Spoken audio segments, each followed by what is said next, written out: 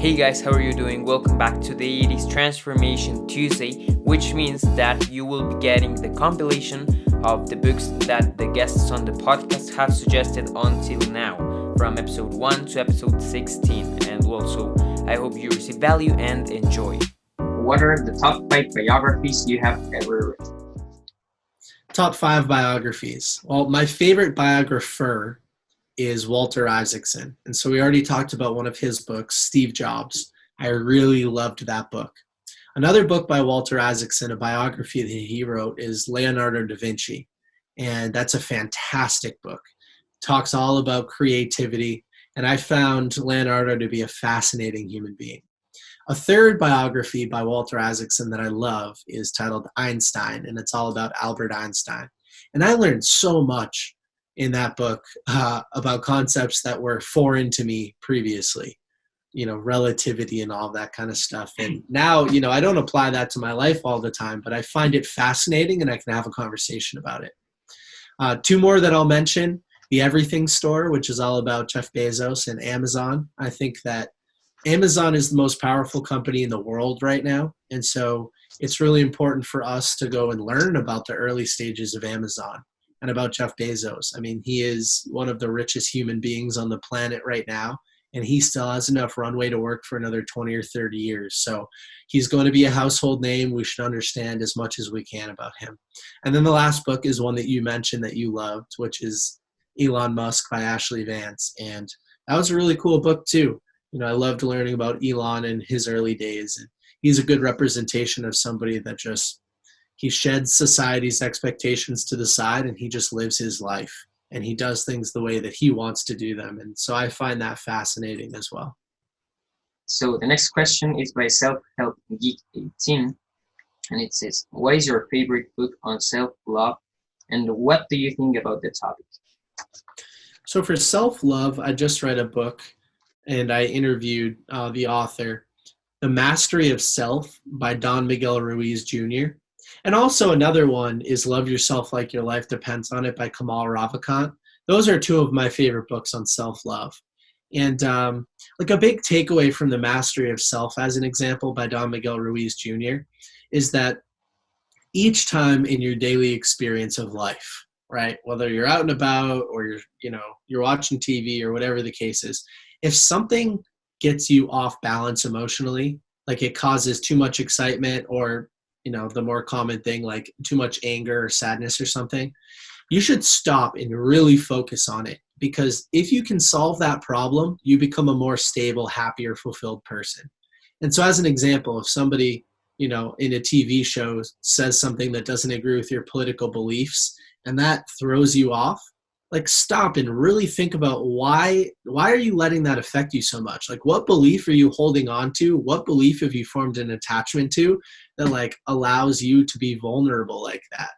Because if you can solve that problem, then you become more bulletproof and you can become more loving of yourself. You're not going to hate yourself for being a Republican if you don't like Democrats or something like that, just to use a US political example. And so I love the idea of just stopping and spending a lot of time in emotional disturbances. So that's one example of self-love, because then you're just a happier, more fulfilled person and you can love yourself more. The way I came across The Guide to Investing, which is a book, was every book Robert would write, I would just buy it and read it. So first of all, I read Rich Dad, Poor Dad, and that was a complete game changer for me. Then I read a book called The Cash Flow Quadrants, which a lot of people like better than Rich Dad, Poor Dad. But my favorite book of all of his books, he's probably written 20 or more, is the third book that I read, is called The Guide to Investing. And the last 100 pages in that book, there's a concept called the BI triangle. And B stands for business and I stands for investing. So how do you create a successful business or invest successfully? So the B or the I, how do you do it? And this 100 pages describes in general how the BI triangle works. And it really is, it's 8 integrities of a business.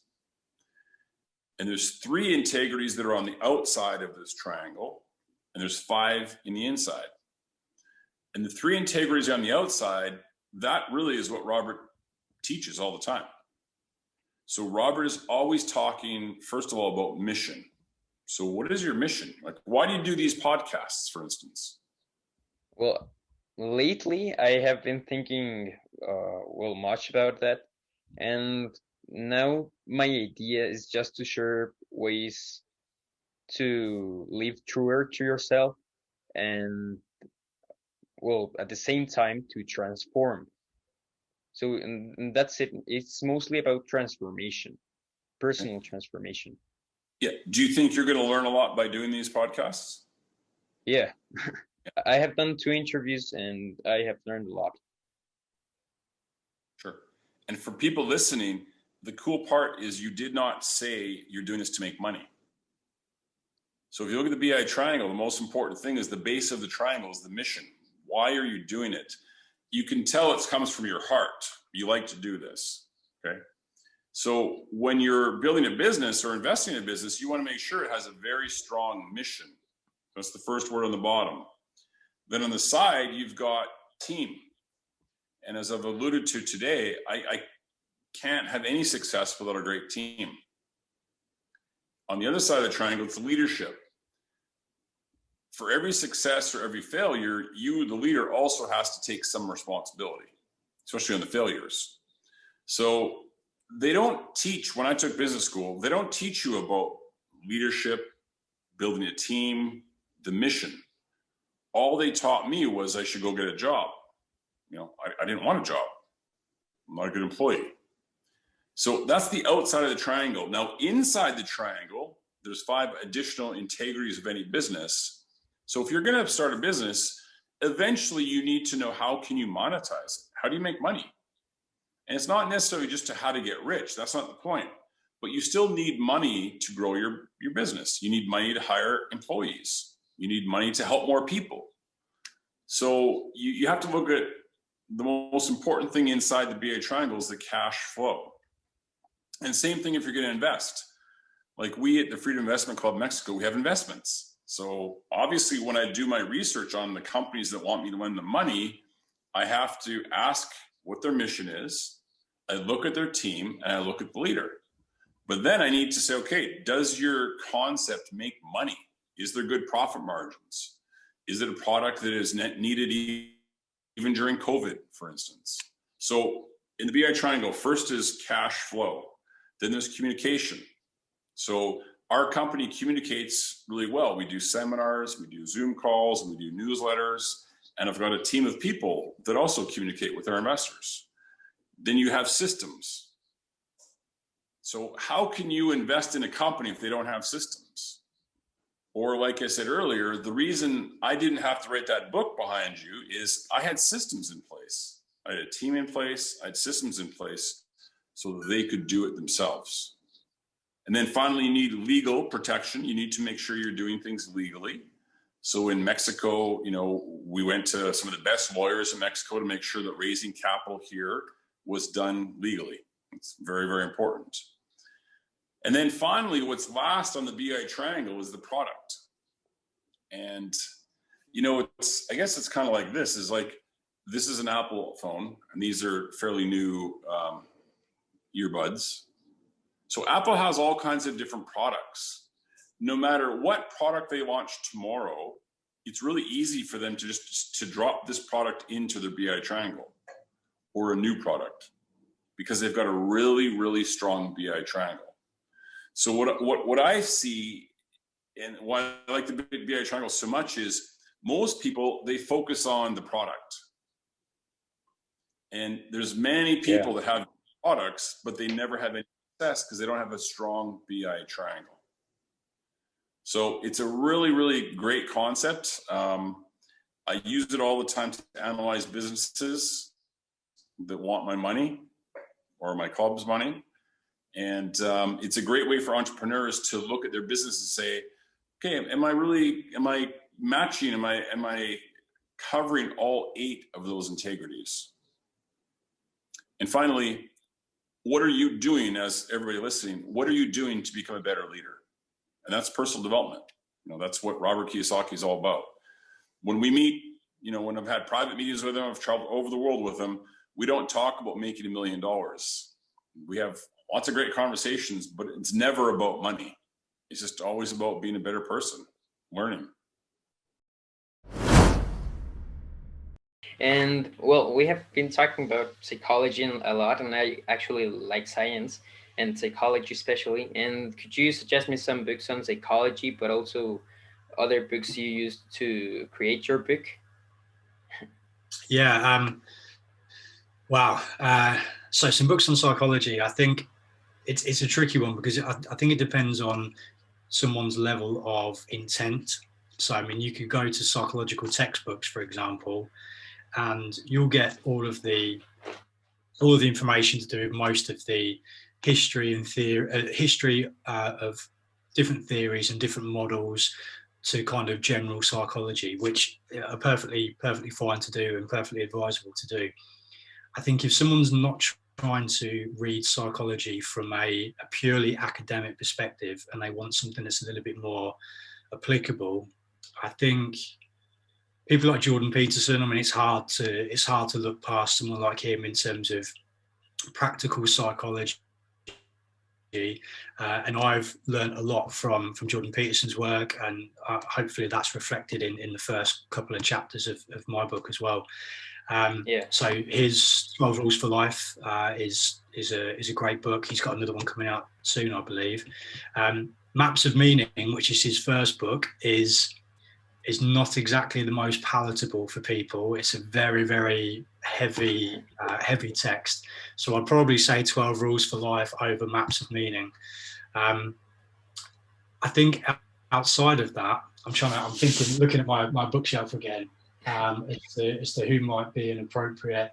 Again, I think educational psychology, I think, is extremely important. So again, I would recommend Carol Dweck's book. So as you might call an educational psychologist, I think these things become directly applicable to people's lives as opposed to just being an academic journey. So I would probably say those two would be the best recommendation I would give, to just pick up and get some value from it straight away, would be those two.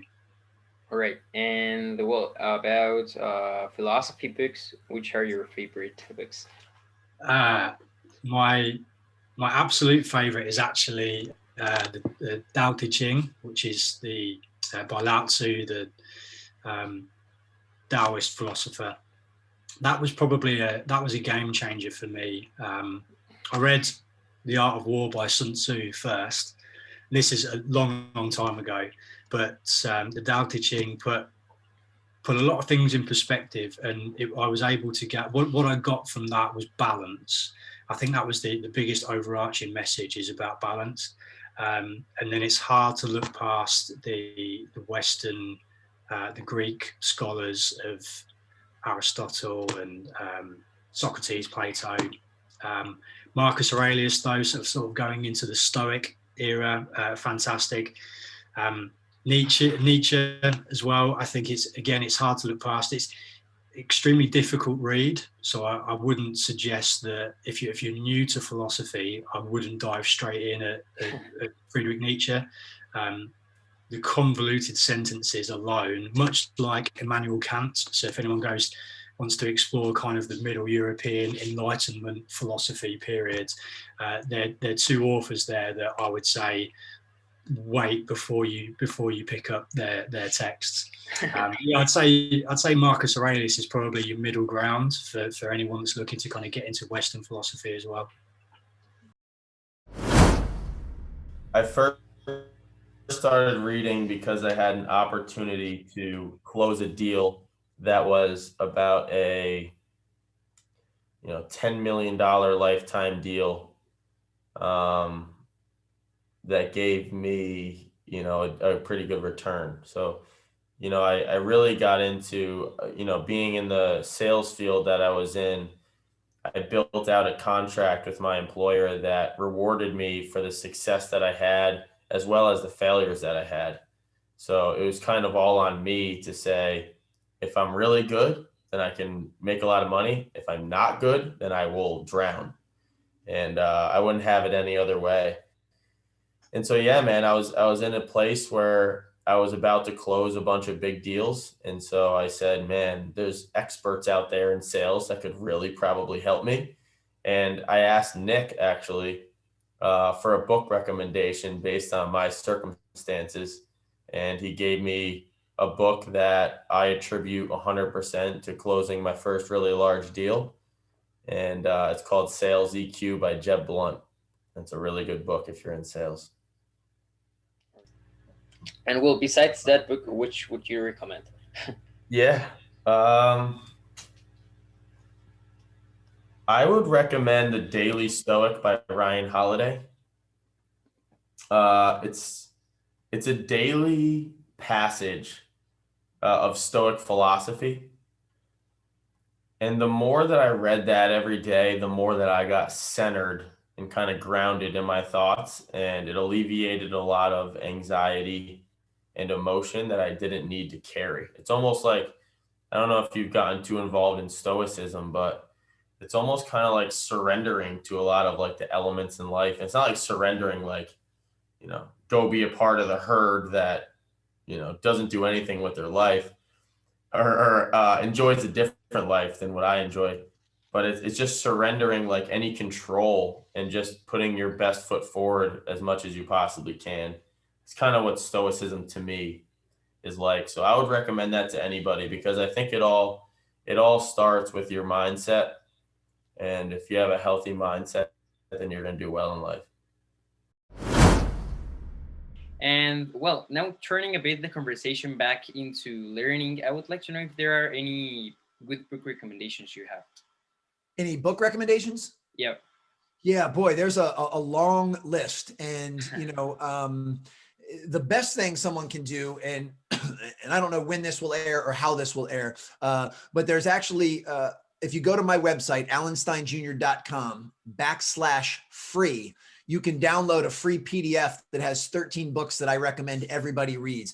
The title of it is 8 Books Leaders Must Read, but I couldn't pick it just 8. So I ended up adding 5 additional ones. So I believe it's 13 total books. And I don't have them committed to memory right now. That's why I didn't rattle them off. But I know the books on that list are really, really, really solid. I'm a voracious reader myself. You know, as of late, because I've really gotten into running, one of the pivots I've made because of the pandemic, I've been listening to a lot of audiobooks more than I've been reading physical books. But to me, it doesn't matter which method you prefer, as long as you're taking in new information and you're acting on that information. That's what's most important. So whether somebody wants to read Raise Your Game or listen to Raise Your Game, doesn't matter to me, as long as they put those principles into action. And it'd be the same with any of the books I'd recommend. I would like to know which is your favorite book, or if you have a list of books you would suggest. Yeah, my favorite book is The Compound Effect by Darren Hardy. It is all about the small decisions that you make on a daily basis that are imperceptible in the way that you make them, how after months and years and decades, those consistent small decisions create the most incredible results. And when we're talking about consistency, like this is the mechanism of consistency, is how your habits compound on top of themselves, one after the next, after the next, after the next. So that is always, if someone's getting started in the personal development world, that is always the first book I recommend. It's The Compound Effect, because it really quantifies the value of making the right choice time and time and time again. The second book that grows upon that, but it provides like a more detailed framework and like a more of like a step A, step B, step Z kind of model, is Atomic Habits by James Clear. Understanding the atomic, like the habit loop and how you can optimize at each step of the habit loop. I think there's like the way that he articulates that, and he brings wisdom from all these different habit formation books and puts them all into one book, and then like operationalizes it. It's brilliant. Like that is one of the, I think that is the best like go-to like instructional manual to like doing anything personal development I've ever read. Yeah. So those are two of my favorite books. I've always been a big fan of fiction. I love Jonathan Livingston Seagull. One of the favorite quotes from that book is he's talking about a seagull that wants to transcend the flock, and I just love that metaphor with life and transcending your limits. And well, now I would like to know what are some of your book recommendations besides from this one. Jonathan Livingston Seagull. My favorite fiction recommendations, a lot of the classics. If you haven't read the classics, Mark Twain, Oliver Twist. I loved the Hardy Boys when I was young for the mystery, the detective stories. Harry Potter, big one. I think it's pretty much that's it. What are some non-fiction books you would suggest?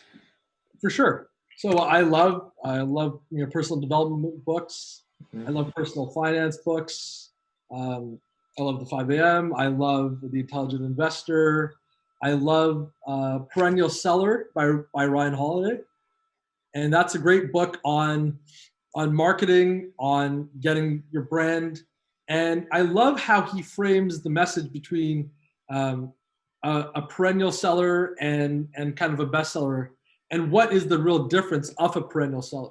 I think that was pretty fascinating to read. I'd say you asked me, lessons when you're writing a book or coming up with the idea of a book. I'd say, you need to read books like that, because I've been blessed and grateful to have read that book on writing by Stephen King, Bird by Bird by Anne Lamott. So those are books that I've read, and I've tried my best to sample ideas from them. Obviously, there's millions of books out there, and it's tough to get kind of twisted into the books that are being released today in 2021. But there are a lot of books that have withstanded the test of time, and that I would encourage you to read those specifically first, because unfortunately, a lot of the books today, I mean, essentially everything you see today is just built up from something in the past.